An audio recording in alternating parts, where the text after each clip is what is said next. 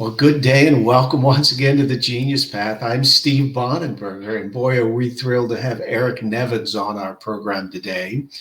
And Eric is the head of the Christian Podcasters Association. You can find him on Facebook. You can find him on Instagram, Twitter. He's on all of the major social media channels, of course. But what he has built over the last several years is very impressive. For those of us that are in the business of working hard to communicate ideas that become sticky, and ideas that not only become sticky, but they become adhesives that change people's hearts and lives. That's a big, big tamale. And this gentleman knows it. And he's been able to bring many, many people into his world. And he is blessing many thousands of people each day because he found his genius. Eric, it's an honor to have you on our program, kind sir. Hey, Steve, thanks for having me. It's really fun to be here. I can't wait. Well, it's just so neat to see you and meet you. And we got to spend some time together the other day, just chatting and getting acquainted a little bit. Eric, why I wanted to have you on the show is because A, I admire you, but as much as I admire you, I really want our audience to learn from you, sir. If there is somebody who sits in a seat of knowledge, the scripture talks about those, doesn't it? You're one of those people that sit in a seat of knowledge. You have figured out what to me is one of the hardest compilations and combinations of things possible, which is not only how to build a podcast, but how to deliver a podcast, how to build an audience around a podcast, and then how to turn that into something of a functioning professional career. That is marvelous in my mind. So, my heart is with you. And I asked you, Eric, when we started, I said, Eric, there are going to be sometimes nobody listens to our show, and sometimes thousands of people listen to our show. It's an odd thing, Eric. Yeah. And so I said, Eric, there are men and women that are trying. They cannot figure out the bubble. They are lost. Give them some starters. Here they are. They got all their gadgets and widgets, and they got their idea, and they got the headphones, and they got the big mic, and help them, Eric. We want to hear from you, sir. Help them figure out how to go from A to Z here in as quick or take as much time as you want. And I'm honored that you're willing to do so for our people. Oh, yeah. Well, I'm happy to be here too. Thank you for having me, Steve. So, the real key, I think of several decisions that I made that were really important in my kind of evolution here and growing into this. The first one was I had to decide that to iterate. I had a coach named Tim Morris, and it took me 2 years to start my podcast, right? Because I was afraid that it was not going to be good enough, right? It just wasn't going to be, nobody's going to listen to it. And I was so scared. I'll never forget. I was an elder at my church at the time when I'm about ready to launch this thing. I'm sharing with them, hey, this is the launch date. This is when it's going out. And I almost cried because I was just so afraid. I was like, oh man, here I am in this room with grown men, and I'm terrified. Well, but deciding to just do it anyway and get it out there. My coach taught me one word. I still keep a Post-it note on my computer that I wrote down when we were coaching together. It said version, right? It just had to be version 1. And so that's the first thing. It doesn't matter how good it is or whether you know exactly who your audience is. That's great if you already have that message. But nobody gets there until you just start trying, right? Like you just have to go and start creating content and seeing who it resonates with, whether it's a podcast or a blog or a video channel. All those things, you have to start asking those questions.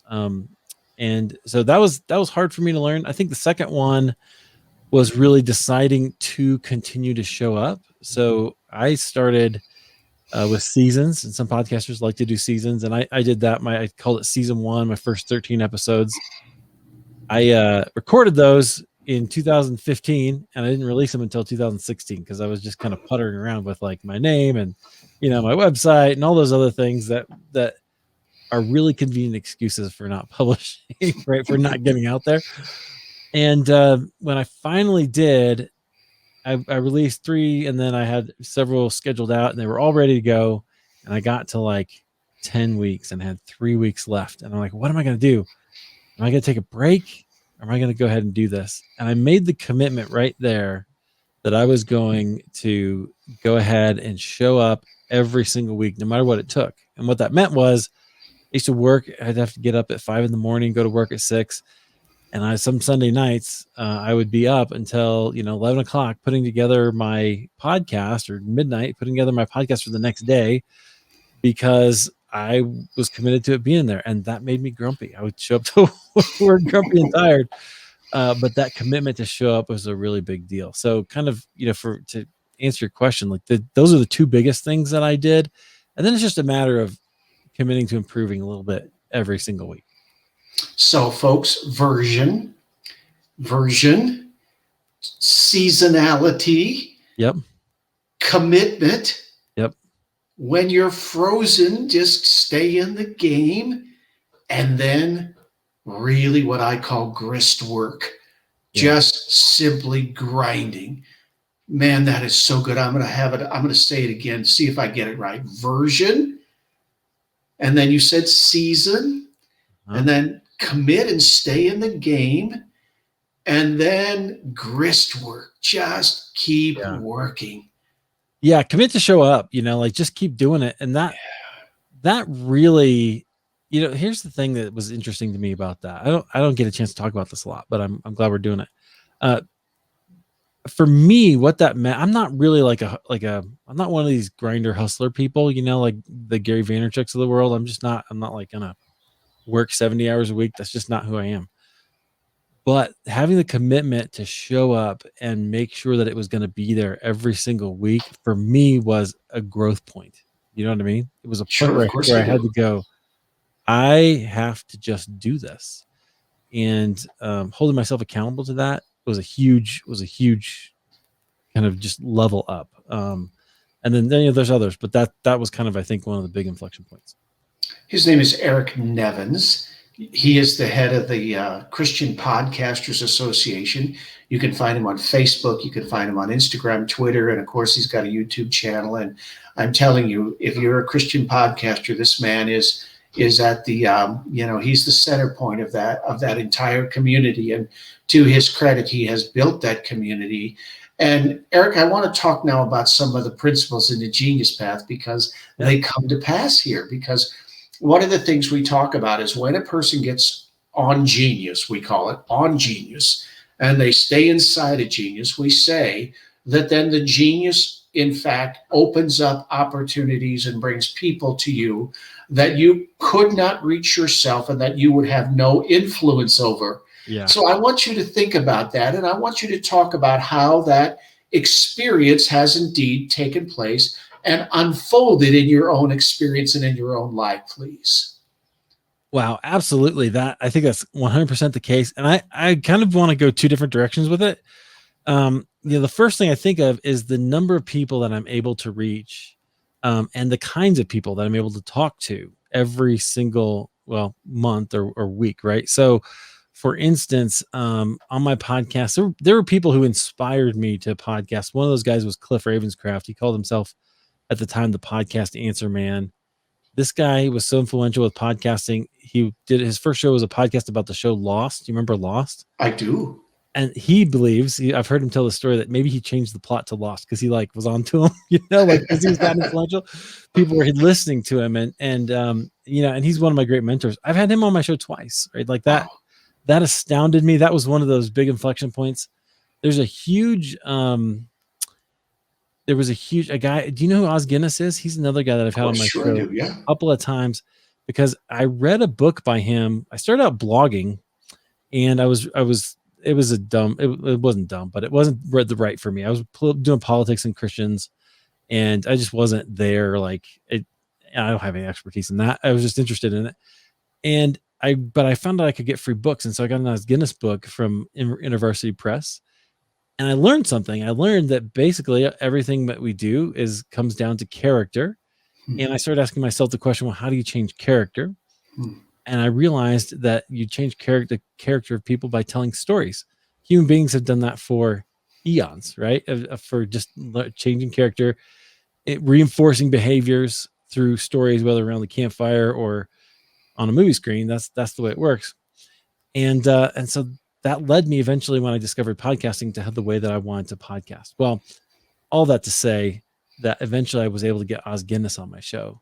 I never would have been able to talk to him. I've talked to him twice, which is really, really fun because he's such a deep and amazing thinker. And I fanboyed out a little bit this first time I talked. It was a little embarrassing, but it was so good. So there's that. But then also, people sometimes think that the internet is, they're like, oh, it's just a bunch of negativity, or you hear people say this about social media or something like that. I realized that about a year after I started podcasting, there weren't any real Christian podcast groups or that had any kind of real connection. And so I decided on a whim, because somebody said in the group, hey, I would love if that group existed. And I said, well, let's go make it. And so that turned into Christian Podcasters Association. And the amount of friends that I have because of that group, and because of, because of podcasting, is astounding. I just took a trip out to San Diego and I got to hang out for the day. I actually met 2 people that are in Christian Podcasters Association. I had lunch with one of them. That was amazing, right? Like, it was just, I didn't know anybody who lived in San Diego before that, right? But now I do, and they're friends. And so you talk about reach. Podcasting has really done that for me. And I'm starting to look at, how can I travel when things open up? How can I go to different parts of the country and spend a day or 2 here or there and meet all these people and kind of invest in them in a little different way? That's incredible. His name's Eric Nevins. Find him. I always ask the people that listen to our show and support our show and support our work to support the people that come on our program. Find this gentleman, Eric Nevins, Christian Podcasters Association. You can find him most readily and easily on Facebook, Instagram, Twitter, YouTube. And if you're a podcaster and you're in the Christian universe, you should be a part of his world, and you should figure out how to, burrow your way as deep inside of his community of care as you can. Eric, I want to do a little bit different. There's like 3 things I wanted to talk to you about, and we've only done one of them, and I noticed that my time always goes. So now I want to go to a different direction. There are men and women right now that are listening to you and looking at you, and they're looking at me and they're saying, I've got this, and they don't know how to put it into words yet. They have the gnaw. They got the thing inside of their, you know what I'm talking about. I see that light in your eye. Yep. It's just there. It just won't let them be. And we call that genius, because we say that's God's giftedness to them. And so I want to ask you to help them know how to shape, how to form, how to whittle that nugget down until it's something that is, maybe not a gemstone yet, Eric, but it's at least something that has is starting to look like a bit of a prism. Help them know how that they can refine that idea and get it into a speakable format. I think that would be something helpful if you could give them some words of encouragement and directions on how to make that happen. Yeah. Steve, I mentioned earlier that I started with a political blog, and I did. I had multiple things I was going to do online, right? Like, and this is the part that you never see. Like, it's really nice to be able to say, oh, look, Eric's got a great big Facebook group now, and a kind of business, and he coaches and all that. But here's the thing, what nobody sees is that I had multiple failed blogs, multiple failed kind of online businesses, multiple tries, multiple things I wrote that nobody ever saw, all kinds of things that happened. So my advice to people who have that kind of just gnawing in their gut, like you described, I remember that feeling very well. I used to work at a bank. My job literally was to bounce people's checks. Like, my job was to ruin people's day. Right? That's what I did. It's funny. I didn't mean to laugh at that. It's hilarious. Like, I'm glad you're laughing. But I used to call myself a bouncer, right? And so I put that on my resume. But it's what a terrible job, right? It would leave a scar on your soul, I can tell you. But so if you're in that kind of a situation and you're like, I don't want to do this forever, this isn't what I wanted to do, there's only one way to get out of it, and that's to start acting and to start trying things. And so you may try something and you go, I want to be a woodworker, and you build something, you go, oh, maybe it's not wood, maybe it's metal, or maybe it's something else, right? Or maybe it's, so I don't know what it is, right? But you don't know that until you try it. And so you take that thing and maybe you build something, you go, yeah, it was fun, but that wasn't I don't want to do that all day, every day. Okay. Then try something else. And maybe there's a different kind of a thing that you need to do, but you don't know until you take some action, until you move a little bit. I can tell you, I tried blogging and I hate writing. Like I write now for Podcast Magazine as I curate the religion and spirituality section, and it's effort every month. I love doing it because I get to meet some really cool people, but it's a lot of effort. Whereas putting on like today, getting down here to talk to you, I came in, threw on my headphones. I'm like, I'm ready to talk. Let's talk. Let's go do that. That is great for me. But I didn't find that genre of podcasting, until I tried a whole bunch of other things and started listening to some other people. Find that person. This is a real gem. Find that person. If I do say so myself, find that person. Find somebody who's doing what you want to do, right? And do what they do. That you can't underestimate how valuable that is. Once you start emulating what your people are doing, you start to be like them, and it's pretty amazing. Eric Nevins is his name. Christian Podcasters Association is his organization. He has wide reach, and I love what he said, and it's one of the principles in Genius Path. We call what he said, we call it tinkering. You have to tinker for a while until you find your niche, until you find the genius inside of you. I'm so happy you're here. I've just wanted to talk to you for a while. I've been a closet person that's been watching you for a long time, kind sir. And I'm a fanboy, so there you have it. I'm in the 17th row of the bleachers, with the binoculars, watching what you're doing, just because I admire the work. I want one more topic before we're done, and this to me is something that is one of the most difficult things to master. We're going to talk for a minute about how you create spirituality and do it in a way that is not syrupy and not preachy and not harmful, and is in fact inclusive and brings about this sense that God has a redemptive eye towards everyone. Eric, your group of people, your community, my community, are men and women who work that trade. I work that trade. I've never said I was good at that, Eric. I might be good at some other things, but I'm not very good at that. And when I see someone that does it well, and I think you do, I'm attracted to that. Give our folks some sense of how they use spiritual language and build spiritual verbal bridges and create wonderful imagery that brings people into the very presence of God. How do you do that, sir? Well, I think first of all, you have to know God, right? You have to know his heart for people. And that's one of the things that just astounds me about Jesus, is that he knew God's heart for every single person that he met. And he could see not just the heartache that they had, and the ways that trauma and sin had kind of formed and maybe shaped or mal-shaped them, but he could also see the ways that God was going to use it, and that God was going to redeem and bless those people. And he often was that blessing, right? Whether it was through healing or his words or ultimately his resurrection. But so I think having that mindset, having Christ's mindset for the person in front of you is really important. And there's one thing that I think is really key to doing that, and it's listening. I think listening is, now that's weird maybe to say as a podcaster, right? Guy who talks for a living, but listening, I learned to listen by spending 10 years in the call center, right? Taking phone calls, asking questions, needing to listen, not just to the question they were asking me, but to the question they weren't asking me behind that was in their tone of voice or behind what they were actually saying. They may have had a problem with their debit card, but they're really mad about the fact that they're, embarrassed at dinner, whatever it is, right? Like there's something else that I would have to address.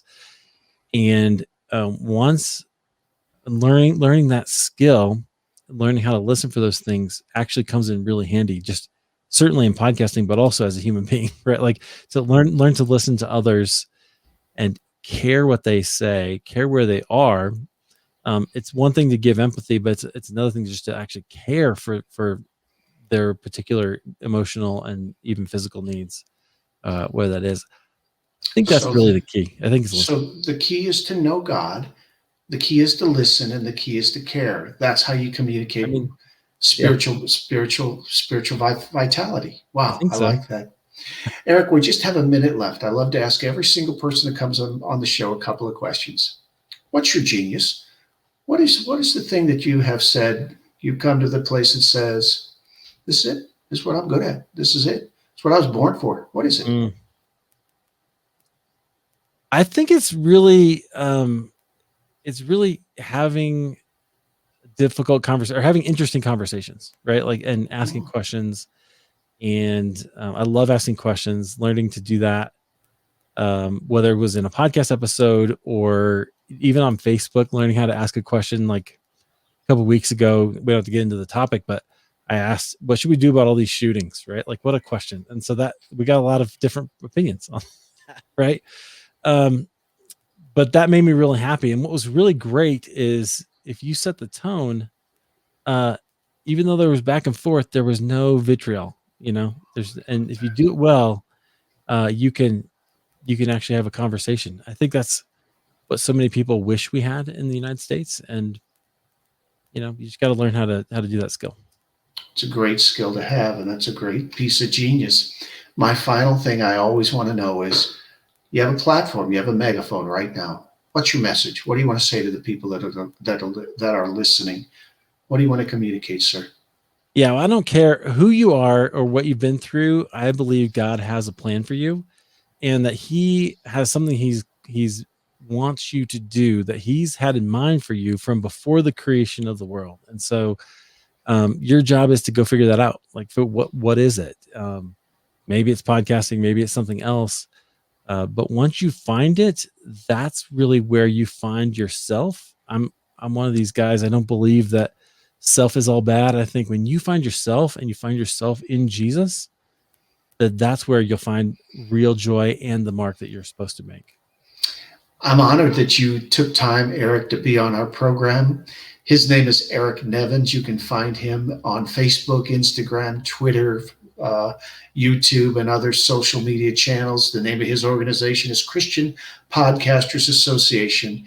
And I hope he'll come back again because I love talking to him. And for us, well, you know us, don't you? I'm Steve Bonenberger, and I'm the founder and the creator of the Genius Path. And if you want to find out about us, and I sure hope you do, go to thegeniuspath.com, thegeniuspath.com. Till then, I remind you that I'm Steve Bonenberger, and this is the Genius Path. Travel far.